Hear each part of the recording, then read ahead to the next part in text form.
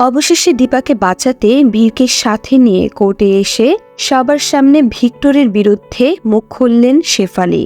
হ্যাঁ বন্ধুরা, অনুরাগের ছোঁয়া আগামী পর্বতে আমরা ঠিক এমনটাই দেখতে চলেছি।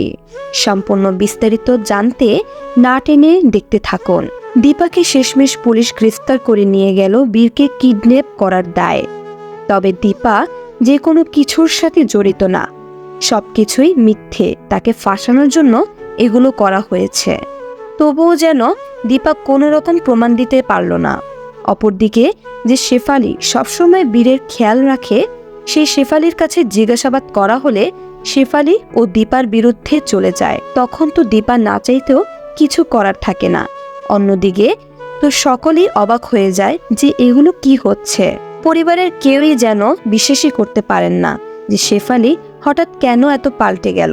অন্যদিকে ভিক্টর ও পৃথা এ সমস্ত কিছু দেখে মজা নিতে থাকে, কারণ তারা মনে প্রাণে এটাই চেয়েছিল যেন দীপা ফেঁসে যায় এবং তার কঠিন শাস্তি হয়।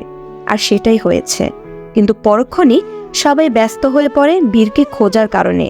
যে বীর ছোট্ট একটি বাচ্চা, ওকে কে বা কারা নিয়ে গেল। এরপরে পুলিশের সহযোগিতায় যখন বীরের সন্ধান পাওয়া যায়, ঠিক সেই মুহূর্তেই শেফালি পাল্টে যায়। শেফালি বীরকে কোলে তুলে বলে, আমি অনেক বড় অপরাধ করেছি। বীরকে বাঁচানোর জন্য আমি সমস্ত কিছু বানিয়েছিলাম, কারণ ভিক্টর দাদা আমাকে ভীষণভাবে ভয় দেখিয়েছিল যে বীরকে যদি বাঁচাতে হয় তাহলে সে যা বলবে তাই করতে হবে। আর আমিও তার কথা মতো সমস্ত কিছু করেছিলাম।